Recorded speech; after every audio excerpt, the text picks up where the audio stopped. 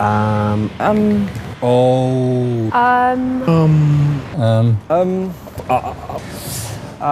What is FGM? I was cut when I was 7. I was 13 years old. I was 16 when I was cut. It was during the school holiday And I was 9. There was 20 of us, and I was the oldest, with the youngest being 2. And she later died. It was part of our culture. It was part of being who we are. I was so excited, you know. for you to come out like a princess. There was lots of dancing, We had henna dance. singing. It was a really, really big party. Because I was so young, I still didn't understand what was going to happen to me. Then it was time for me to go into the next room. They come and blindfold me. I was thrown on the floor. I was shaking. Some women pulled my legs apart and pinned my shoulder down. And I felt a heavy weight on my chest. I couldn't breathe, I couldn't move. The woman sat on me and I felt a very sharp cut between my legs. It was so painful. When they started the cutting, I screamed so loud that the women, they gagged me to stop me from screaming. I have no words to explain. the pain I felt that day. At that pool of blood, that's where every girl was cut. I can still feel the sensation of it every time I think about it. They used the same blade on all of us. My auntie was a cutter.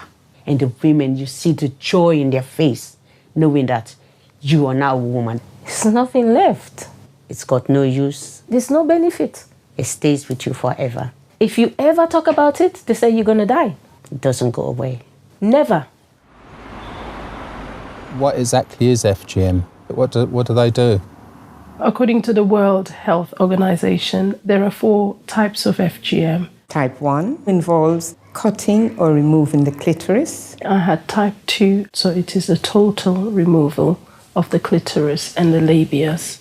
Type 3 FGM is total removal of the clitoris, total removal of the labia minora and labia majora. And then the skin is being pulled together and it's being stitched up all the way down until the person is have a very small opening hole, which is no more than bigger than matchstick.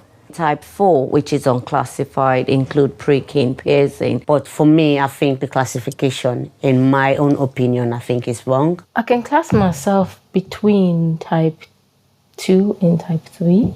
It is important to realize that all FGM cause trauma and pain and psychological and health complications. So can you tell us why they do it and what reason they give these young girls? The reason I was given was Controlling my sexuality. Stopping you from getting sexual intercourse when you're not married. And for me to be submissive to my husband. The underlying reason for practicing FGM in all communities, including my own community, is power. Supremacy of men is perpetuated because of societal norms. For you to become a woman, you have to go through this. Girls have to be made right by being cut. So it's the best thing your family could give to you. So we didn't have any choice. I know it happens in Africa, but Does it actually happen in UK?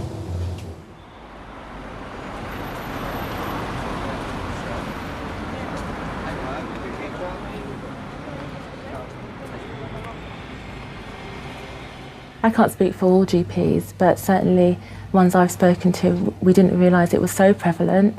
We all thought it was something that happened somewhere else and not really in the UK. So to think that so many women are at risk of it or may have already been cut, it's astonishing, really. FGM is practiced in over 30 countries worldwide. And in some countries, almost all women undergo FGM. With immigration, it has moved to these countries, including the UK. Female genital mutilation does not discriminate. It predates Islamic religion, is not in the Quran, is not in the Hadith, and is not in the Bible as well. what's the long-term effects for these women? What are they? Still a struggle for me to be in a relationship Because every time I had a sexual intercourse with anybody, it's as if I'm going through the same cut over and over again. Having baby, having smear test, is just flashback, keep on coming. It's just like they are preparing me for female genital mutilation. Just scanning me and said, oh, she have a cyst. And it's only when they opened my abdominal, they realized it was my period that was accumulating inside. Because I had type 3 FGM, and because it was so closed up that there was nowhere the period to come out. I feel so jealous because people can sit down and talk about the way they have fun, the way they enjoy themselves in relationship. But in my case,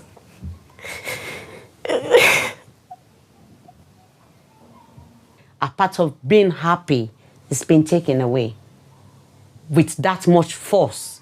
So I feel more than mutilated, but not all women out there feel that way. So we have to really be careful when we're out there, because we're out there to support and help these women. And what can we do to help? It's important that we help women to make the link between their problems that they're having and their FGM. For me and my mother, my sister, my grandmother, this is what our genitals look like. It's normal for us. And as a young female general practitioner who deals with women, it's never crossed my mind that urinary infections would be caused by female genital mutilation. One particular case keeps going around my head where somebody presented with what I now know is a very definite complication of FGM, and she was from an FGM community, but I didn't ask the right kind of questions because I didn't for 1 second even think of FGM as a possible cause for her problems. I could have helped her in certain ways that I didn't because I didn't really know about it. It's scary that we can't really talk about it. And most of us from this practicing community have never had the opportunity to discuss about what happened to us. I've been silenced for the past 30 years.